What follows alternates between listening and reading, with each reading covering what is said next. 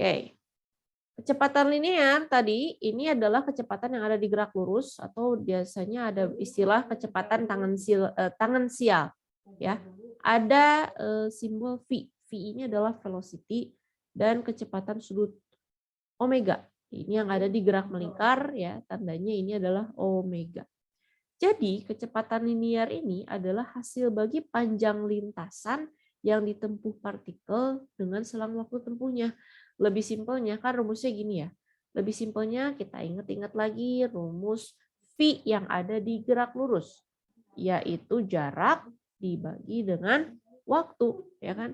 Karena kita ngomonginnya adalah gerak melingkar, gerak yang lintasannya berbentuk lingkaran, maka kita perhatikan kalau ini di angka 12, kalau ini jam ya, misalkan ini jam, ini yang di angka 12 atau kita sebut di titik A, gitu kan.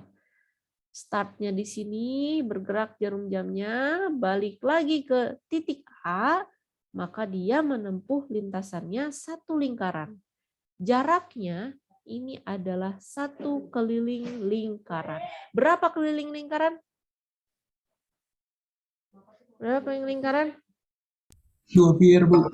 2 PR. Maka di sini jaraknya adalah 2 PR. T-nya, waktu yang diperlukan untuk menempuh satu lingkaran disebut dengan tadi apa? Periode. Ya, jadi ini rumusnya dari mana? Rumusnya ya dari rumus yang awal ini yang kita di gerak lurus ini. Kalau kita masukkan ke frekuensi kan frekuensi ini kan 1/T ya. Makanya bisa rumusnya kalau pakai yang diketahuinya frekuensi 2 PR F gitu ya. Paham ya? Ini adalah kecepatan linear dan kecepatan ini masih kecepatan linear. Kecepatan sudutnya ini akan kita bahas selanjutnya ya. Kecepatan sudut yaitu omega. Oke, kecepatan sudut. Nah, ini adalah hasil bagi sudut pusat yang ditempuh partikel dengan selang waktunya. Maksudnya apa? Sama seperti tadi, ya. Omega ini kan kecepatan yang ada di gerak melingkar ya.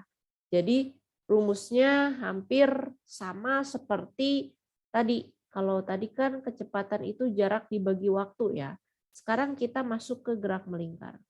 Di gerak melingkar ini ya, jarak yang ditempuh dari titik awal ke titik akhir ya. Kalau di sini titiknya kita sebut A ya, dari titik awal kembali lagi ke titik akhir, dia menempuh, kita bukan ngelihat dari panjang ininya ya.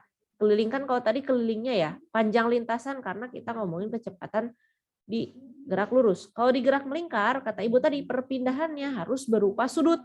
Maka dari titik A kembali lagi ke titik A, ini menempuh sudut. Berapa sudutnya? Dari titik A ke titik A lagi. Berapa sudutnya? Berapa? 260. Betul sekali Yosafat. 360 derajat. Atau kalau di gerak melingkar ini sama dengan 2 pi radian. Jadi 2 pi radian ini adalah 360 derajat. Kalau 1 pi radian 180 derajat. Ya. Beda 1 pi dengan 1 pi radian. 1 pi radian ini adalah satuan untuk sudut. Satuan lain untuk sudut. Jadi satuan lain untuk sudut di sistem internasional tidak hanya berupa derajat, tapi juga ada yang namanya radian. Oke, ya. Berarti kita masukkan ke sini. Jaraknya adalah 2 pi. Satuannya radian. Dibagi waktunya, ini waktu yang diperlukan untuk menempuh satu lingkaran masih disebut dengan periode. Ya. Karena ini digerak melingkar, ini kita sebut dengan omega. Maka rumus omega yang ini sama asalnya juga dari sini. Ya. Jadi bedanya itu. Satuannya, makanya di sini satuannya radian per sekon. Radian dari sini. Sekonnya dari periode. Oke. Nah, itu dia perbedaan kecepatan linear atau tangensial dengan kecepatan anguler atau kecepatan sudut. Oke, next. Ada percepatan sentripetal. Di gerak melingkar, kita kenal ada lagi percepatan, selain percepatan yang digerak lurus, ada percepatan yang digerak melingkar juga, ada lagi yang namanya percepatan sentripetal. Jadi percepatannya ada 3. Ya, percepatannya ada 3. Kalau di ada percepatan linear atau ini yang disebut dengan tangensial, ada percepatan anguler atau ini yang disebut dengan percepatan sudut, atau ada juga percepatan sentripetal. Yang paling utama di gerak melingkar adalah percepatan sentripetal. Kenapa? Karena percepatan inilah yang menyebabkan benda bergerak melingkar.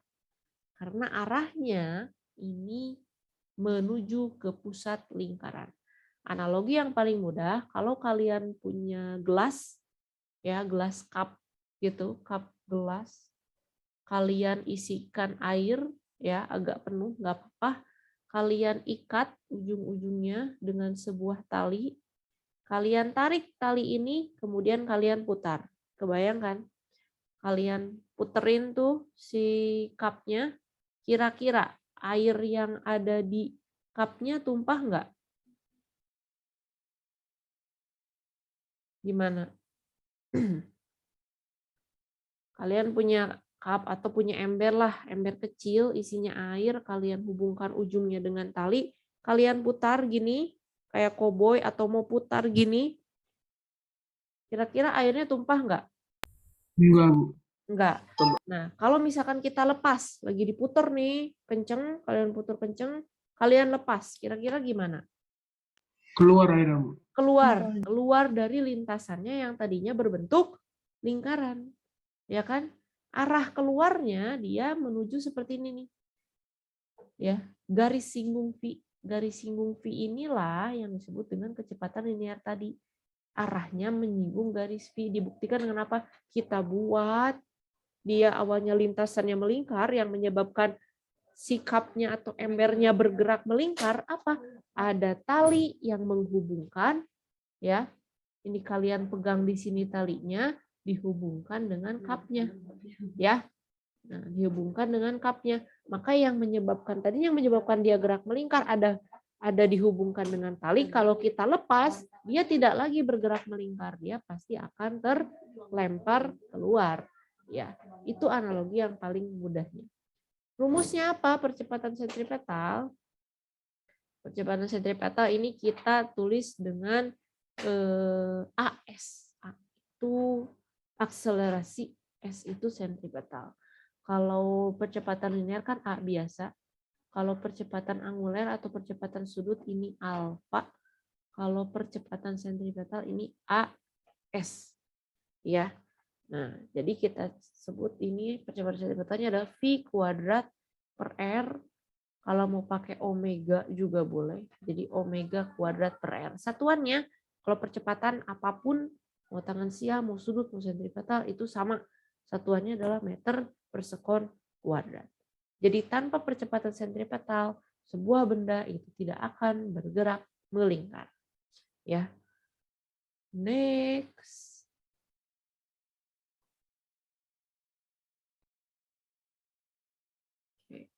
Ada contoh? Nah, contoh soal sebuah mobil bergerak di sebuah tikungan yang berbentuk seperempat lingkaran. Nah, tadi yang kata Ibu, jadi nggak perlu harus full lingkaran, mau seperempat lingkaran. Dia kan kalau kita belok ke jalan itu kan kita membentuk seperempat lingkaran ya, gitu. Dengan jari-jari 100 cm ya. 100 meter, mobil melaju dengan kecepatan 72 km per jam. Percepatan sentripetalnya adalah kalian gunakan rumus yang tadi, yang sebelumnya. Ya, A sentripetal sama dengan V kuadrat per R. Tinggal masukkan V-nya, karena ini masih dalam 72 km per jam, kalian harus ubah ini menjadi meter per sekon. Karena nanti satuan akhir dari percepatan sentripetanya harus meter per sekon kuadrat. Ya, dapatlah hasilnya. Kemarin ada yang udah nyoba belum ini? Ada yang udah nyoba ngerjain belum? Siap, sudah, Bu. Udah. Dapat berapa hasilnya? Hasil saya dapat 4 meter per sekon kuadrat, Bu. 4 meter per sekon kuadrat. Ya. Yang lain ada yang sama? Sama, Bu. Sama. Oke, ada yang beda? Ada yang beda? Ada yang beda. Oke, nggak ada ya. Oke, berarti sip, bisa ya semuanya ya. Jadi nanti ini tugasnya dikumpulinnya di akhir aja deh, karena Ibu mau ngasih tugas lagi, jadi nanti kumpulinnya disatukan dengan tugas yang selanjutnya. Next.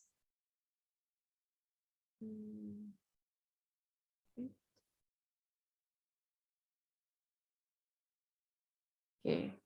Yang selanjutnya adalah perpindahan sudut yang tadi kita bahas. Kalau di gerak lurus, perpindahannya itu kita ukur panjang lintasan, tapi kalau di gerak lingkar yang kita ukur adalah berapa sudutnya. Jadi kalau kita dari posisi ini dari posisi A, ini kemudian dari posisi B, kalau di gerak lurus kan kita yang ukur X-nya ya, X-nya panjang busurnya. Tapi kalau di gerak melingkar yang kita ukur adalah sudut tetanya, sudut antara titik A dan titik B, sudut tetanya berapa.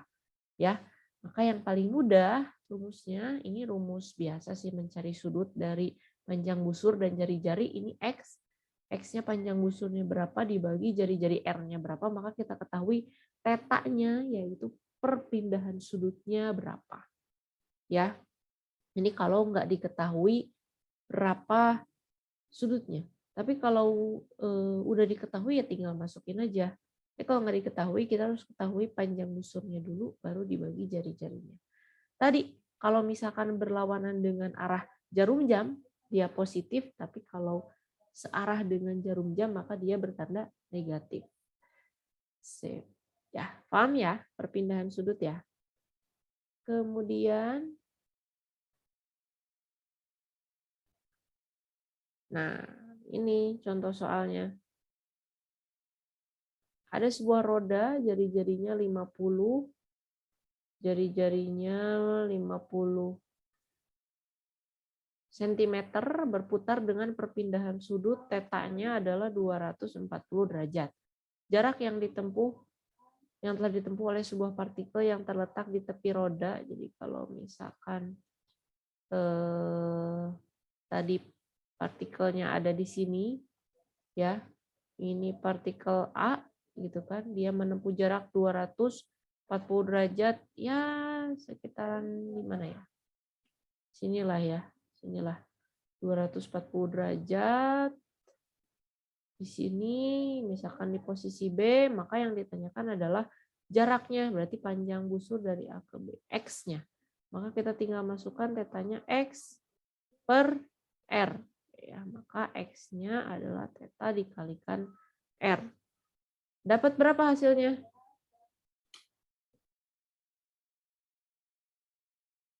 Ada yang udah? Dapat berapa hasilnya? Hasil akhir saya 66,67 pi radian, Bu. Oh, pakai radian.